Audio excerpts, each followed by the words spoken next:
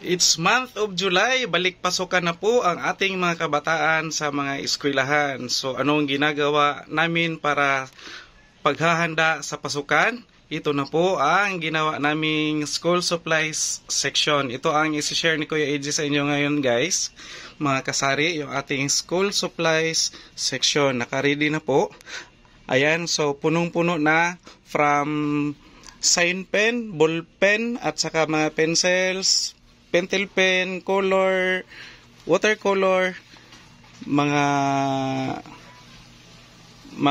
glitters, at saka mga jubos. Itong si jubos guys, lagi itong nauubos and ang hirap hanapin. Buti na lang may mga ibang brand na lumabas. Actually ang mabenta nito is si Venus. Kaya lang si Venus is hindi po available, so wala na daw talaga.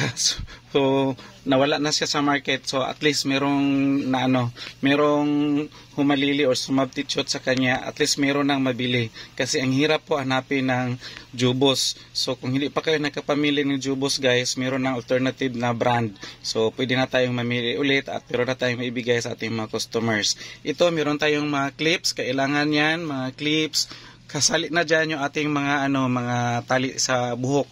Mga clamps, mga hair accessories. At saka meron tayo ditong puncher, may puncher, meron tayong popsicle colored, at saka meron tayong kumpletong mga scotch tape, packaging tape, at saka masking tape. Mga maliliit na scotch tape, malalaki. Hindi ko nabigyan yan ng presyo. At actually may presyo na ang ibang items, ang iba wala. So, okay na yan. So, hindi na ako magbibigay ng price. Pakita ko na lang kung ano yung andyan. Meron tayong mga roller. Meron tayong white glue, si HBW. Meron tayong mga pangtahi, sinulid. Ayan. So, meron tayo ditong mga clip ng folder. At saka meron tayong glue stick. Ayan, si glue stick natin maliit at saka malaki. Ayan. Ang ating sign pen guys, balikan ko lang, ito yung pinakamabenta sa amin, si Nice Gel Pen, at saka ang ball pen namin is Panda Red, Blue, at saka Black. Si Black po ang pinakamabenta. May naghahanap ng blue minsan lang at saka pula, kaya yan lang din ang stocks namin. Saka sa ating munggol, meron tayong munggol 2. Munggol 2 lang talaga binibenta namin na merong medium at saka merong yung sunod sa medium na size. At saka next ang ating mga folders na mayroong nakapatong na mga clay. Itong si clay, lagay ko lang dyan guys para sample, pero meron yan siyang lagayan doon sa showcase. At saka meron tayong white at saka black, white at saka brown folder. Meron yan siyang long at saka meron din yan siyang short. At saka meron tayong brown envelope. Meron tayong nakabox na mga eraser, pero binibenta natin to ng tingin isang box kasi mas malaki yung tutubuin mo pag isang box ang bilihin mo. Ayan, so meron tayo sa ilalim mga brown envelope, long and short, at saka meron tayo ditong sharpener, iba't ibang kulay. Ayan, at saka meron tayong mga papel 1/4 at saka 1/2 crosswise, wala pala. Ayan, so meron tayong crayons, notebook, mga naka-yarn na notebook, at saka meron tayong mga oil pastel, mga papel na grade 1, grade 2, grade 3, at saka mga intermediate yellow pad, at saka meron tayong color pen, na iba't ibang kulay andyan. So meron pa tayo dito guys sa ating sa pinakailalim pala, mga iba't ibang kulay ni yarn. Ayun, sa ilalim na sa ating rack, boltless rack, at sa kitang-kita yan siya doon sa labas. Ay, meron pa tayo dito guys. Pasyalan natin yung ating nakahang na mga school supplies pa rin, from ball pen, puncher, at saka mga paint brush, at saka correction tape, at kung ano-ano pang andyan guys. Ayan, so at after nito is dadalhin ko kayo sa ating showcase. Meron pa tayong nasa showcase Ayan, so hindi lang siya ano guys, hindi lang siya maisa kasi sa isang lagayan. Kasi sa dinami-dami ng mga school supplies. Actually, hindi pa complete lahat kasi nasa showcase yung iba, pakita ko.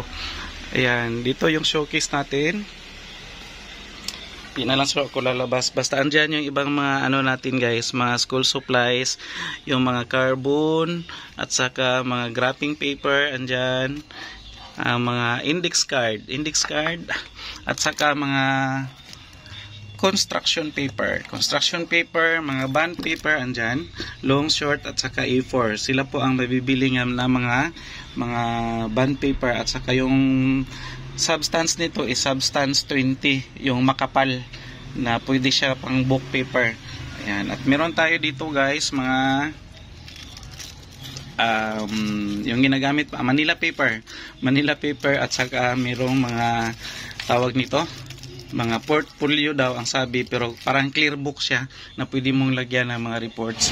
At saka meron tayo dito mga lesson plans, ayan, at saka mga colored na mga folders, plastic, at saka yung made of carton. At saka meron pa tayo dito mga iba't ibang mga folders, at saka brown envelope. At saka meron pa tayo sa ilalim mga notebook pa rin, iba't ibang sizes na notebook from maliit to malaki. Ayan, so meron pa tayo dyan guys, ibang mga gamit pang school.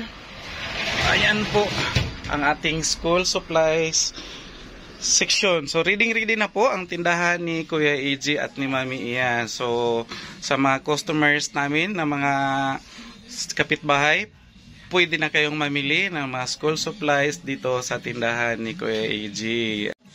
Kung dito ka sa bungad guys, ito yung makikita mo. Direktang makikita po yung ating mga school supplies dito sa labas. Pag nasa labas si customer, natural na nasa labas si customers, at dyan siya sisilip kung anong gusto niya, mga school supplies na bilhin.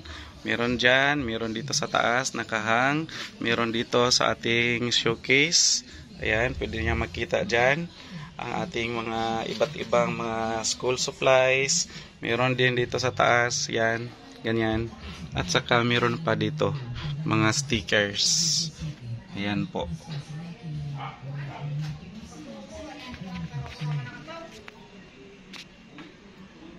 And that's all na lang for today mga ka-guys.